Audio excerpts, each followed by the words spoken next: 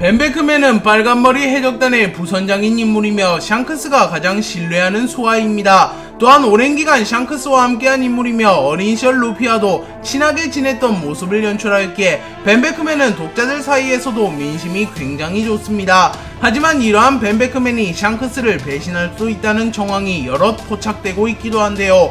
우선 벤베크맨은 달을 상징하는 인물이라고 밝혀졌으며 샹크스는 태양을 상징하는 인물이라고 밝혀졌습니다. 참고로 달과 태양은 대립을 상징하는 매개체이기도 합니다.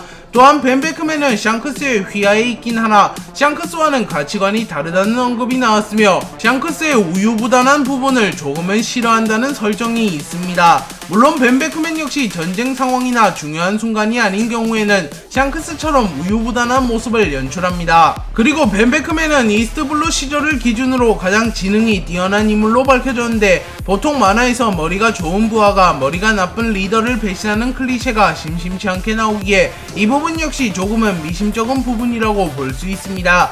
또한 구글에 벤베크맨을 검색하면 벤베크맨 배신이라는 단어가 가장 먼저 나오는 것을 확인할 수 있으며 무수히 많은 음모론이 있다는 것을 알 수 있습니다. 물론 필름 레드가 출시된 이후에는 벤베크맨이 샹크스에게 얼마나 충성하고 있으며 샹크스 역시 벤베크맨을 얼마나 신뢰하는지 드러났으며 벤베크맨이 민간인을 절대로 건드리지 않는 도덕적인 인물임이 확실하게 공개되며 벤베크맨 배신설이 거의 제기되고 있지 않습니다.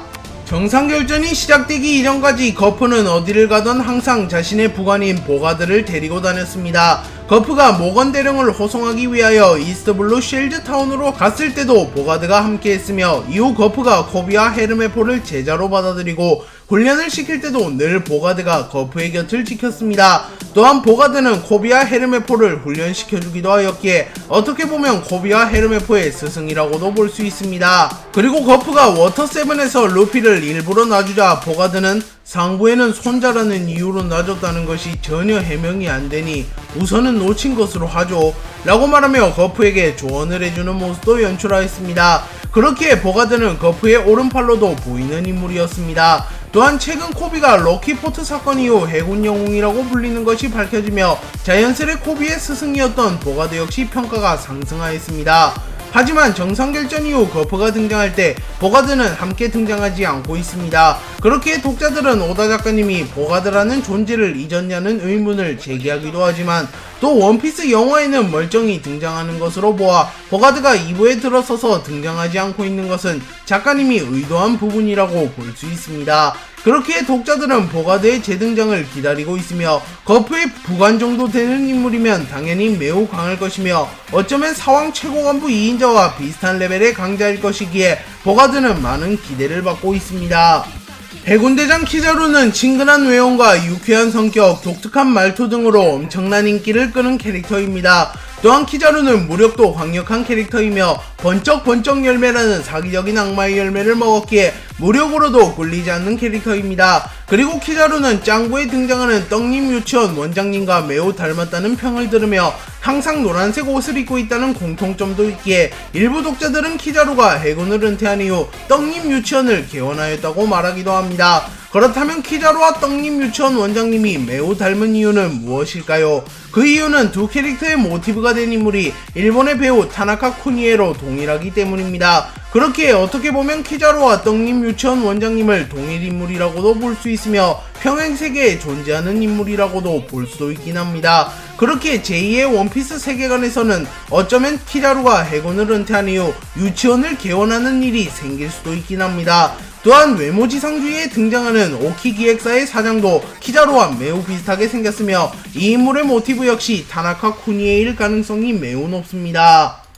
야마토는 카이도우의 친딸입니다. 하지만 야마토는 스스로를 코즈키 오뎅이라고 생각하고 있으며 오뎅 그 자체가 되기 위하여 자신을 남자라고 부르거나 모모노스케를 아들이라고 부르는 기상천외한 모습을 연출합니다. 참고로 오뎅과 카이도우는 둘도 없는 불구대천지 원수관계이기에 카이도우는 야마토가 자신을 오뎅이라고 주장할 때마다 골머리를 앓는 모습을 연출하였습니다. 그리고 야마토가 자신이 오뎅이 되고 싶은 이유는 낭만 있는 오뎅의 최후를 목격했다는 간단한 이유입니다.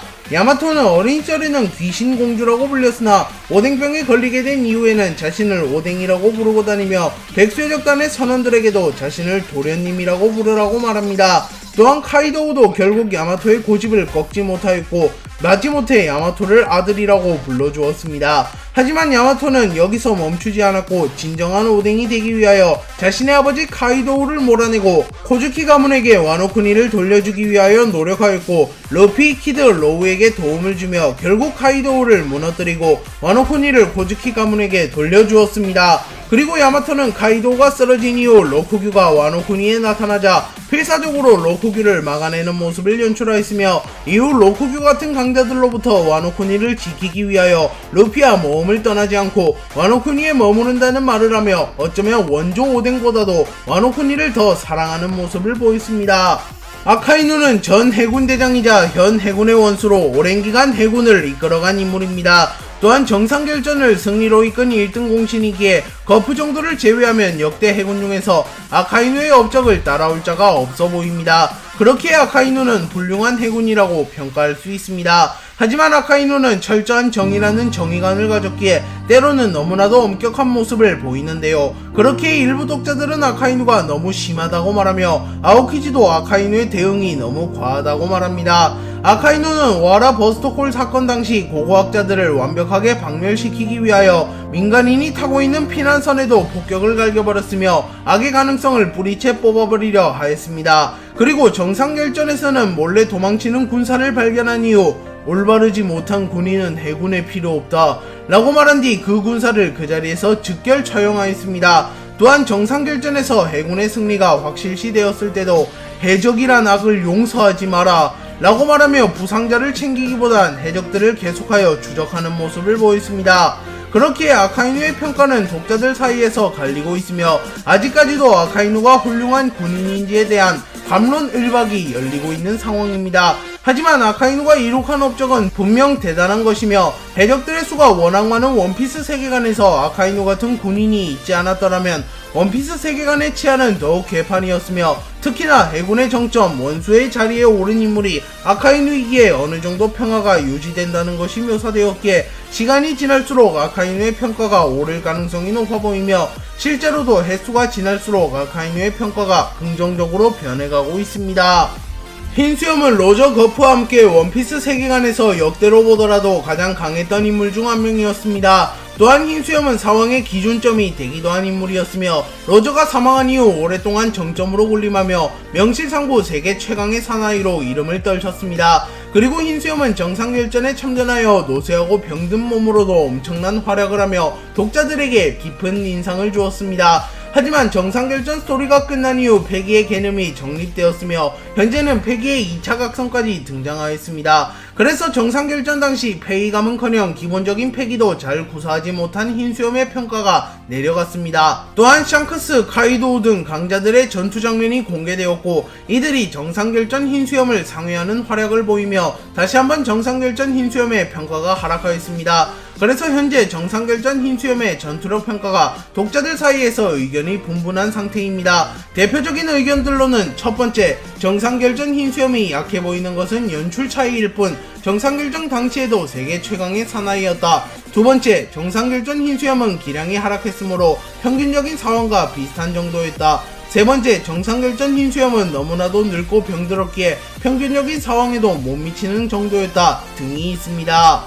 밀짚모자는 루피의 상징이자 루피가 목숨보다 귀하게 여기는 물건입니다. 그리고 밀짚모자는 해적왕의 전유물이기도 한데요. 선제 해적왕으로 불리며 데뷔보 원피스를 남긴 정본인 조이보이 역시 과거 밀짚모자를 착용했다고 밝혀졌으며 초대 해적왕이자 대해적 시대를 개막한 장본인 로저 역시 젊은 시절에는 밀짚모자를 착용하고 다녔습니다. 그리고 로저는 샹크스에게 밀짚모자를 물려주었으나 샹크스는 자신이 로저의 밀짚모자를 착용할 만한 인물이 아님을 깨닫고 로저와 똑같은 말을 한 꼬마 루피에게 로저의 밀짚모자를 물려주었습니다. 그렇게 현재까지 공개된 원피스의 해적왕들은 모두 밀짚모자를 착용했음을 알 수 있습니다. 그리고 레일리는 그 모자는 사나운 사람에게 어울리지 라고 말하며 밀짚모자가 특별한 모자라고 말하기도 하였습니다. 그렇기에 원피스에서 밀짚모자는 단순한 모자이기 이전에 어떠한 뜻을 시사할 것이라는 가설이 많이 제시되었는데요.